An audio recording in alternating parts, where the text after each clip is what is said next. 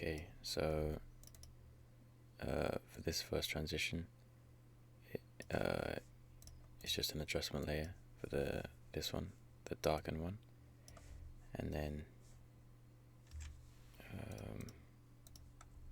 yeah, I'll do a keyframe at the start with low exposure, and low shadow as well.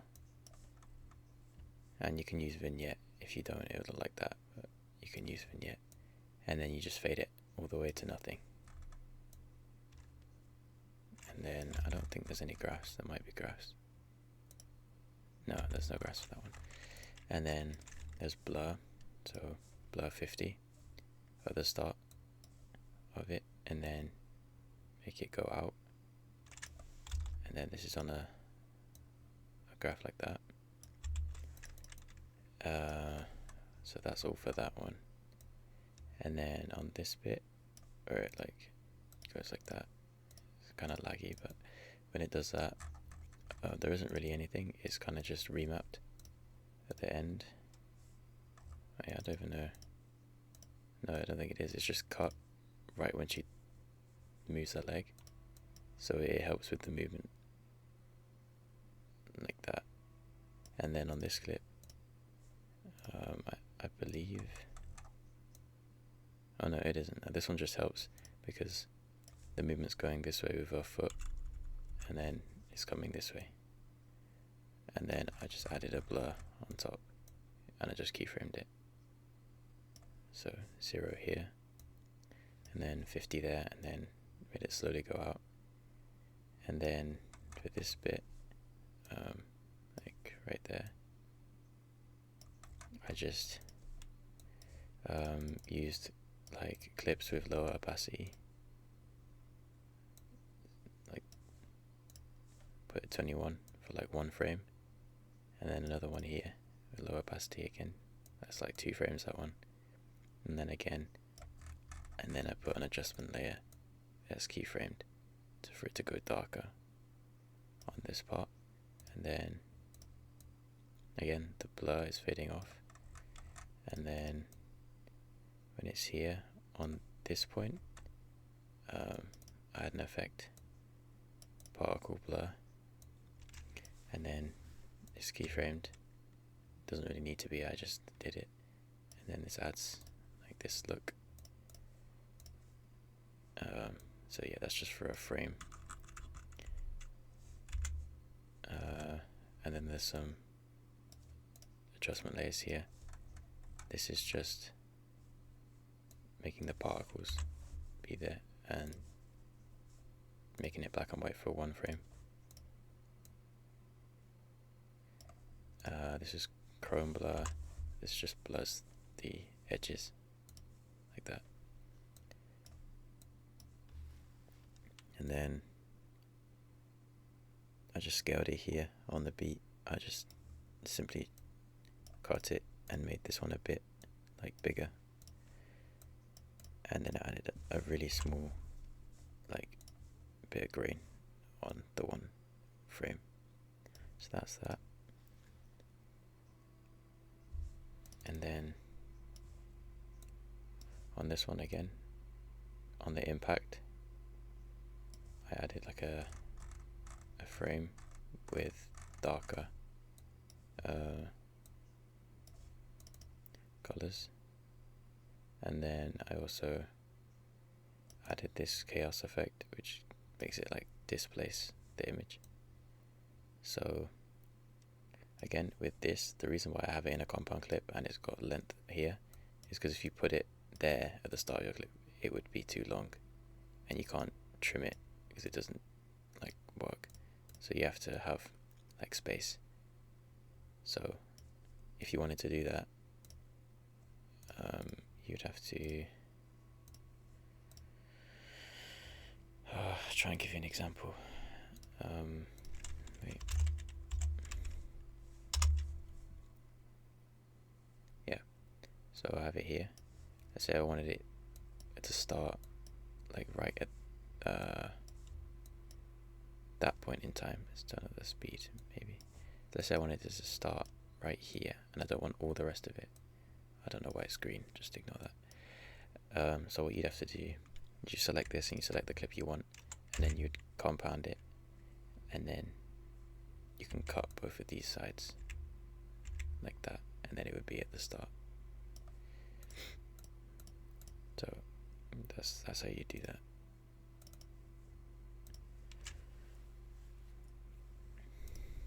So that's that one. And then again, there's not really much else really happening here. It's just remapped to be on beat, obviously. Here's let me just try and get the remap. Yeah, here's this graph.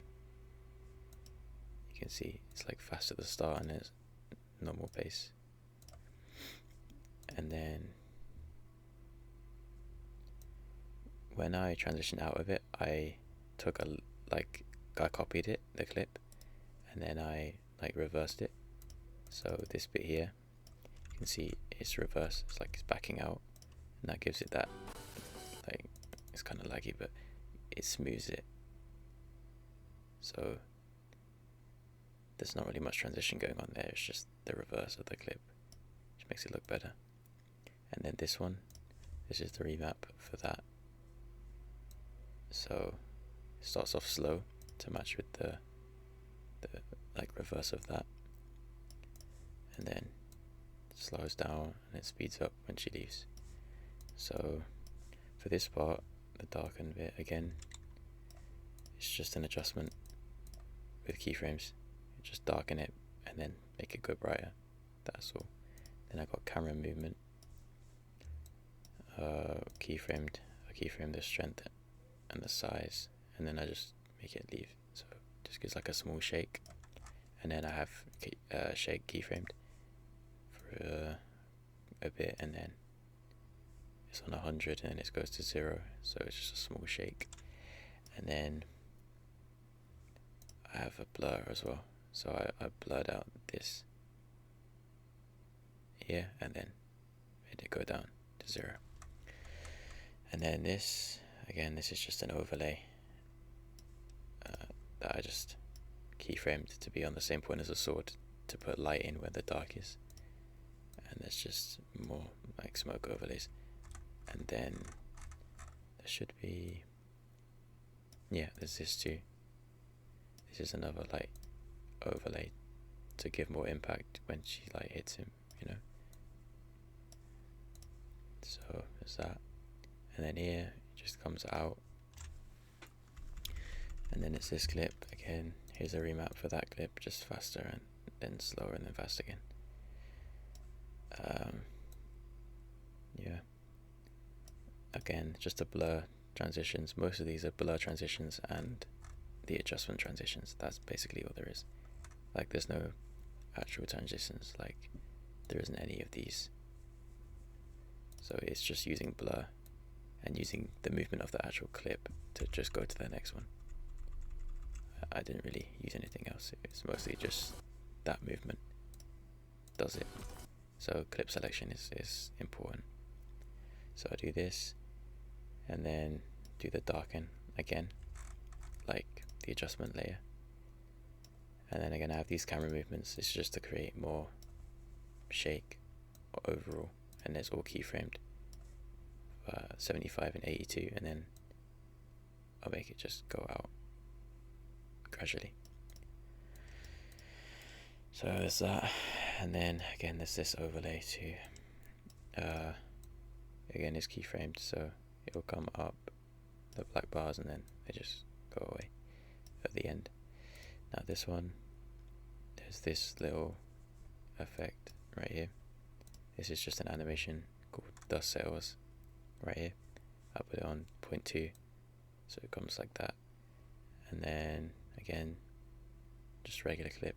This one, I added a one framer here. It's like black and white to give it more impact. And then a lot of shake. So you can see here, this shakes. And then this blur. And then in here, there's the particle blur again. Like I said, like you have to put it in a compound clip so you can get it at the exact point you want. Otherwise, it will look weird. So I've lined it up properly, so I get that look. just gives it more impact. And then what else?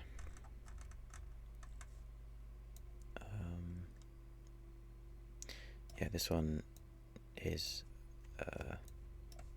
the frame. So if I take that away, it looks like that. And then I added that. So chrome blur, again, just blurs the edges.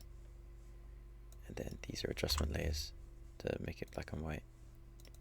And again, here when on the beat, it's just another adjustment layers. So chrome blur, and then these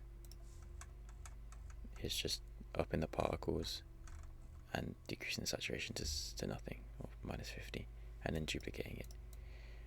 And then again, I just keyframe the bars in. It has this blur too.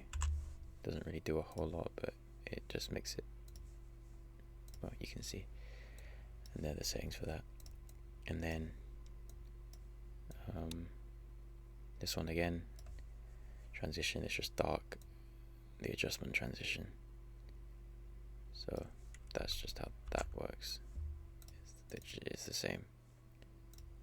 Just lower the saturation, lower the exposure and whatnot.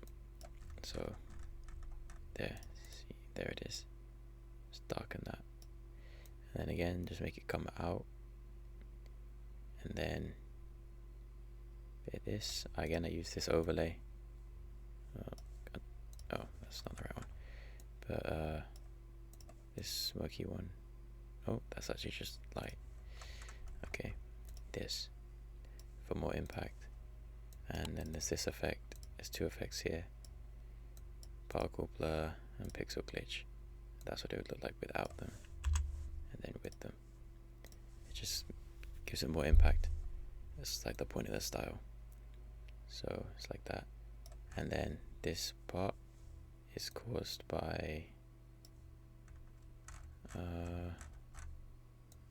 don't even know what that is. Huh. Well, okay, that's interesting. Anyway, this is probably caused by chaos, I guess. Or it could be, actually no, it's caused by pixel glitch. Yeah, that's what gives it that look.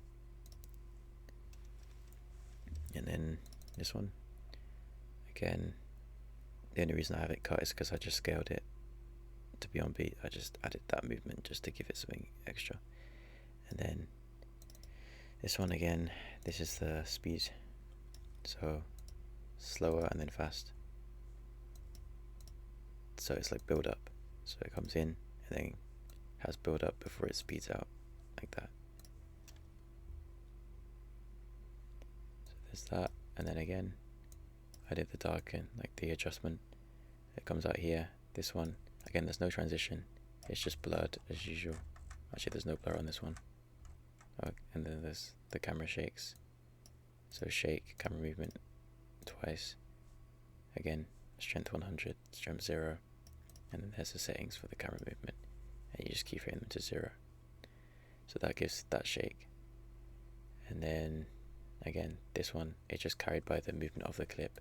So again, this one is going that way, so to the right, and then this again, this is coming to the right, and then it goes out to the left. So then you bring that in going left. So this one, there actually is a little bit of keyframe on the clip. So I zoom the clip in a bit, and then I basically moved it to the side, so it was like that, this or something. And then I'll zoom it in and move it to the side, place a keyframe, and then place a keyframe, then do that. So just one keyframe here with it off to the side, and then here. And this is the graph right there.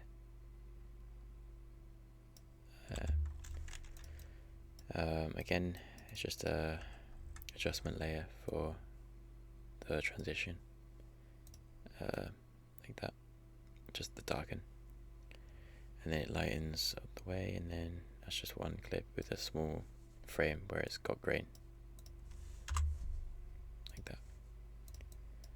and then it's got blur as well. So most of the stuff in here, as you can see, I'll show you the effects like this. Most of this stuff is camera movement. They're like copy and pasted. I'll make it once, I'll make shakes and camera movement, and then I'll just copy and paste it to like every clip and then adjust if it doesn't look right. But all of the blurs, see on this line, they're like okay, there you go. All of the blurs here are all the same. They're just adjusted to the length of the clip, like depending on length. That's the only difference. And then all the shakes along this line, the camera movement, adjustment layers. Yeah. So it's not too difficult. It's kind of just carried by the movement of the clips already. There's not a ton of transitions actually being used. It's just a lot of these like one framers that help as well. So again, without them, it just looks, it doesn't have as much impact. So if you have that, then yeah. Oh, also this effect too. It's called red wash. So here I keyframed it. So this is what it would look like without it. It would be like this, see? But I want it to look really bloody, so I added it. And then the atmosphere was keyframed. Oh, just the glow. So I kept everything the same, I think. Or here the settings anyways. And then I keyframed the glow. And then just left it and just cut it on the next clip. So yeah, that should be all the effects. If you want anything like specific, like I don't know, just anything, I'll do it.